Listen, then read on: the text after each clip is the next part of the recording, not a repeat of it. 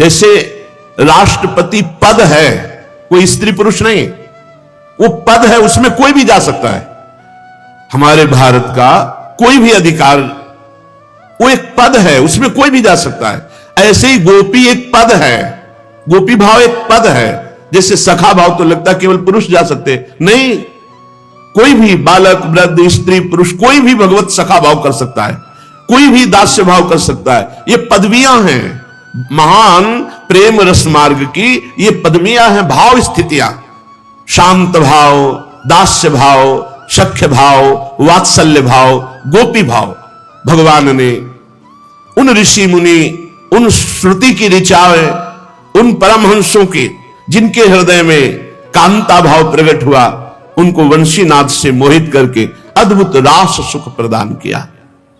ब्रजवासियों को सुख प्रदान करते हुए श्री भगवान प्रगट लीला में 11 वर्ष तक ब्रज में।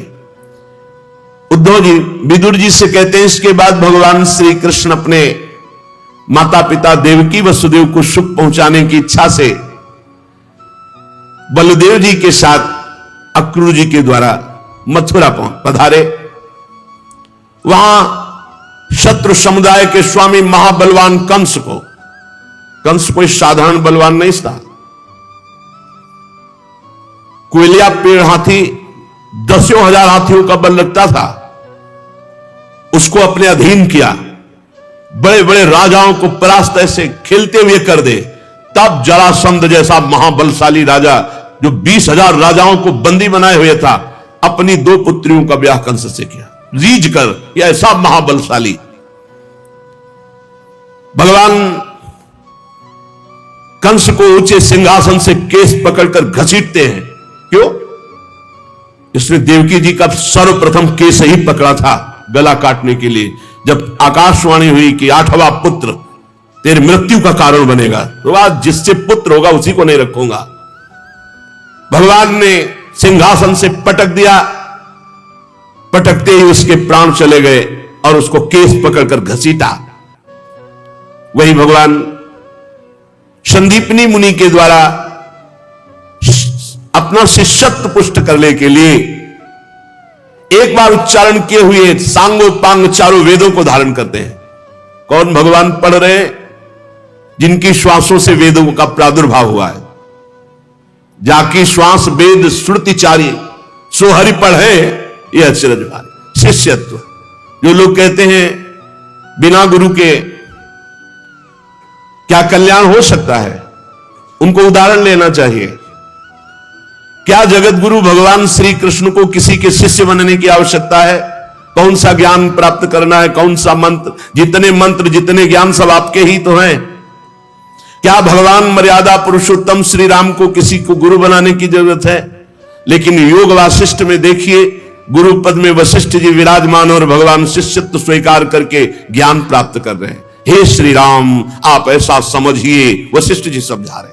विश्वामित्र जी की आज्ञा पर भगवान पुष्प लेने जा रहे, संध्या वंदन के लिए चरण चाप रहे, विविध आज्ञाओं का पालन कर रहे हैं। क्या भगवान को किसी की आज्ञा पालन करने की जरूरत है? जो समस्त ऋषि मुनि भगवान की आज्ञा का पालन करते, वेद भगवान की वाणी साक्षात वांग्मय भगवत स्वरूप है। कौन ऐसा है जो वेद का पालन ना करके भगवत प्राप्ति किया हो? प्रारंभ में सबको वेद अनुशासन में चलना होता है, फिर एक स्थिति प्रेम की आती है जो वेदान्नपि सन्न्यस्ति, जो वेद का भी त्याग कर देते, पर चलना वहीं से होता है, प्रारंभ वहीं से होती है। ज्ञान की पूर्णता वेदांत से होती है, प्रेम की पूर्णता वेद के भी संन्यास से, वेद का भी संन्यास। भगवान नीचे बैठे हुए हैं, संदीपनी मुनि ऊपर बैठ करके वेदों का गान कर रहे। एक बार में सारे वेद भगवान ने कंठस्थ कर लिए और दक्षिणा स्वरूप से उनके पधारे हुए पुत्र को ला करके प्रदान किया।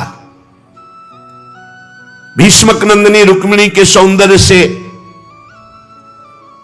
उनकी प्रार्थना से, उनके भाव से प्रेरित होकर भगवान वहां गए और रुक्मी और उनके सब मित्रजन, शिशुपाल आदि सहायकों के साथ सबके सिर पर पैर रखकर गांधर्व विधि के द्वारा श्री रुक्मिणी जी का हरण करते हैं और गांधर्व विधि से विवाह करते हैं। जैसे गरुण अमृत का कलश ले आए, रुक्मिणी जी ने कहा था कि आपको इसी विधि से मुझे स्वीकार करना है, अगर आप नहीं आते हैं, ब्राह्मण के द्वारा खबर भेजी थी, तो कोई शिशुपाल आदि स्पर्श भी नहीं कर सकते, मैं अपने शरीर को पूरा कर दूंगी, फिर जन्म लूंगी, फिर भजन करूंगी और आपका ही वरण करूंगी।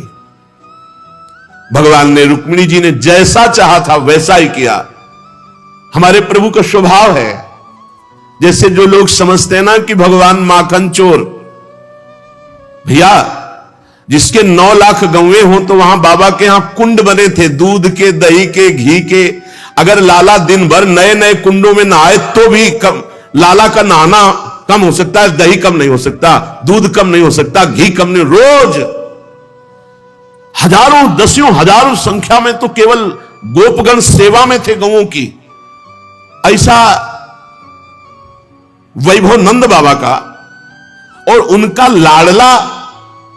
आप विचार करो जरा, चोरी तो तब की जाती है अभाव में, अभाव हो तो चोरी करे, तो फिर ये क्यों लीला में सुना जाता है आज होगी माखन चोरी लीला, ऐसा क्यों कहा जाता है? इसलिए कहा जाता है कि गोपी जनों ने भगवान से ये याचना की। जब वो आती और भगवान की बाल लीलाओं में छकी हुई यशोदा मैया को देखती तो विचार करती कि क्या कभी मेरा ऐसा सौभाग्य हो सकता है, मैं सुंदर गाय का दूध दूं, फिर उसका दही जमाऊं, फिर उसको बिलोऊं, फिर मक्खन निकालूं और ऊंचे पे टांगूं, और लाला चुपके चुपके आवे और फिर वो चोरी चोरी पावे और फिर हम उसे डांट लगावे। तो जैसे मैया के सामने भयभीत होते वैसे मेरे सामने भयभीत, पर मेरे सौभाग्य ऐसे कहां। ये था मम प्रपद्यन्ते तास्ततै भजाम्य हम, मेरे भगवान भक्त के लिए क्या नहीं कर सकते। जब रथ हाँक सकते हैं, चरण चाप सकते हैं, अपना प्रण विसार सकते हैं, तो उस गोपी जनों की भावना पूर्ति के लिए वो चोरी चोरी जाना सखाओं के साथ। ब्रज के बंदरों को बुला लेना। और रामावतार में 14 वर्ष भगवान कभी नगर से बना हुआ भोजन नहीं पाया।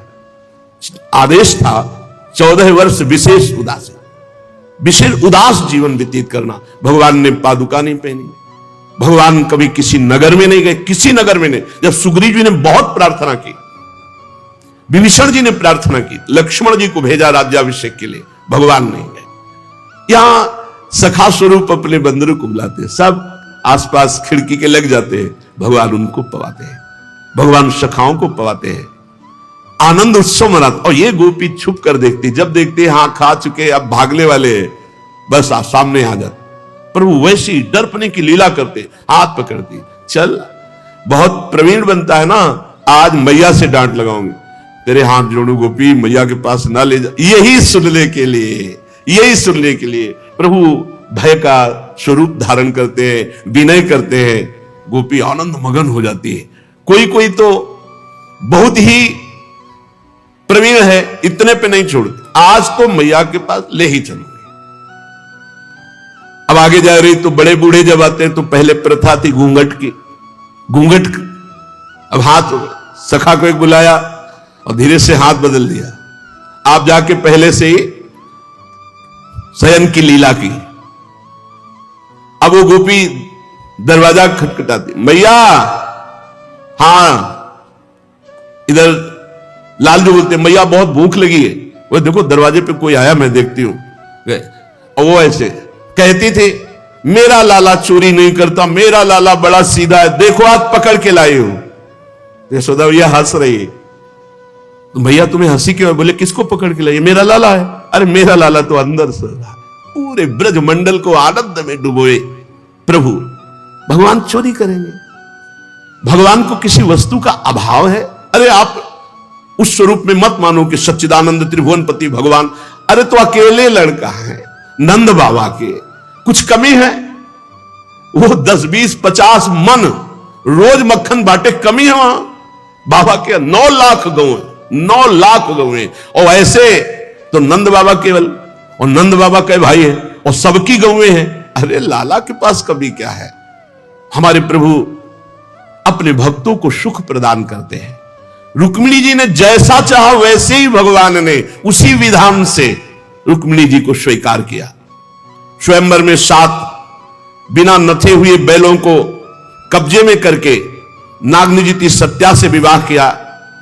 इस प्रकार मान भंग हो जाने पर मूर्ख राजाओं ने शस्त्र उठाकर राजकुमारी को छीनना चाहा, तो बिना घायल हुए भगवान श्री कृष्ण ने सब राजाओं का मान मर्दन कर डाला। भगवान एक साधारण पुरुष की सी लीला करते हुए सत्यभामा से, तुम्हें क्या पसंद है, तुम्हें क्या लाके दूं? हर जगह हमारे प्रभु में ये यथामाम प्रपद्यन्ते। आप सोचो, ये तो सत्यभामा जी मंगलमयी भूमि का अवतार है और भगवान त्रिलोचन जी के यहां साधारण वेश में नौकर बनकर जाते हैं और बहुत समय तक सेवा स्वयं सच्चिदानंद भगवान करते हैं। ये तो सत्यभामा जी हैं। भगवान माधोदास बाबा को सोच ही सोच बार बार हो, स्वयं जगन्नाथ जी पीतांबर का साफा बांधे हुए लंगोटी बार बार धो के बाबा की फैला रहे समुद्र से। क्या है, जब हम भगवान की इस प्रेम भावना को नहीं समझते तो अब भगवान ने तो ऐसा किया। हम अज्ञानी जीव एक साधारण भाव लगाकर भगवान सत्यभामा जी के सामने से, हे प्राण प्रिय, आपको क्या पसंद है? सत्यभामा जी ने कहा, स्वर्ग से कल्प वृक्ष पारिजात हमारे यहां आंगन में होना चाहिए। ठीक है, ऐसा ही किया। इंद्र थोड़ा इंद्राणी के कहने से कि कल्प वृक्ष तो स्वर्ग में ही रहेगा। इंद्र ने कहा कि देखो प्रभु हैं, बोले नहीं ये नहीं जाएगा। तो इंद्र को विवश होकर भगवान से प्रतिकूलता करनी पड़ी। थोड़ी देर में इंद्र को समझ में आ गई कि इनके आगे हम तो गरुड़ में रख करके स्वर्ग से कल्प वृक्ष सत्यभामा जी के आंगन में। इंद्र ने अत्यंत क्रोधित होकर देव सैनिकों के साथ भगवान पर आक्रमण किया। निश्चित भगवान जब अपने को छुपा के लीला करना चाहे तो कोई नहीं जान सकता, पर भगवान ने एक क्षण में समस्त देवताओं को यह अनुभव करा दिया कि वो शक्तिहीन है। भगवान कल्पवृक्ष लाकर सत्यभामा जी के आंगन पे लगाया। विशाल शरीर जो आकाश को भी ढक दे, भगवान ने उस भौमासुर को सत्यभामा जी को साथ ले गए थे कि एक बार ये बोले कि मारो। इतना प्रहार, बहुत बलशाली उसका जब आएगा प्रसंग, तो इतना सुरक्षा व्यवस्था कोई जा ही नहीं सकता था बिना भगवान के। 16,100 राजकुमारियां बंदी बना के रखी थी, पूरे विश्व की देव कन्या, नाग कन्या, यक्ष कन्या, नर कन्या, सब ऐसे। भगवान ने ऐसे भौमासुर का उद्धार किया और उनके पुत्र भगदत्त को राज्याभिषेक किया, उन्हीं के पुत्र को राज्याभिषेक किया। और जब अंतापुर में प्रवेश हुए तो 16,100 राजकन्याएं जो बंदी बनाए हुए थे, देखते ही भगवान श्री कृष्ण को आनंद में मगन हो गई और सब ने एक स्वर में कहा, प्रभु विश्व में कोई हमें स्वीकार नहीं करेगा, क्योंकि आसुर स्वभाव वाला है भौमासुर, हमें बंदी बनाए तो कोई नहीं स्वीकार करेगा। अब हम आपकी शरण में हैं। तो भगवान ने 16,100 राजकुमारियों को द्वारिका पालकी में भेजा और इनके साथ एक साथ इतने रूप धारण करके एक साथ भगवान ने ब्याह। 16,108, ये 16,100 वो राजकुमारियां हैं जो भौमासुर ने बंदी बनाया था और जिन्हें कोई स्वीकार नहीं करता, क्योंकि ये असुर स्वभाव का बंदी बनाए हुए कौन स्वीकार करेगा? भगवान जिसको कोई नहीं, और जो भगवान की शरण, भगवान ने अपनी प्रिया बनाया। भगवान की ये निज शक्तियां हैं। भगवान ने 16,100 रूप धारण किए, 16,100 जगह एक ही मुहूर्त में 16,100 से पाणी ग्रहण किया, एक ही मुहूर्त में। कर तुम अकर तुम अन्यथा कर तुम, सर्व समर्थ भगवान। नारद जी को यही लगा था कि 16,108 साल में तो 365 दिन होते हैं, भगवान कब किसके पास जाते होंगे? तो जिस महल में गए दिव्य शक्ति संपन्न नारद जी, जिस महल में गए भगवान उस महल में मिले। कहीं संध्या कर रहे हैं, कहीं ध्यानस्थ हैं, कहीं बच्चों के साथ दुलार कर रहे हैं, कहीं किसी को उपदेश कर रहे हैं, कहीं मंत्रियों के साथ सलाह कर, और जिसमें जाते तो अनजाने बनकर भगवान पूछते, आओ आओ नारद जी, कब पधारे आप, बड़े भाग्य आपके। तो आश्चर्यचकित होते ना, 10-10 महल छोड़ के जाने लगे, सब महल में भगवान मिला। तब उनका अचिंत शक्ति, भगवान आपकी महिमा को कोई पार नहीं पा सकता। भगवान ने उन सब से 10-10 पुत्र उत्पन्न किए।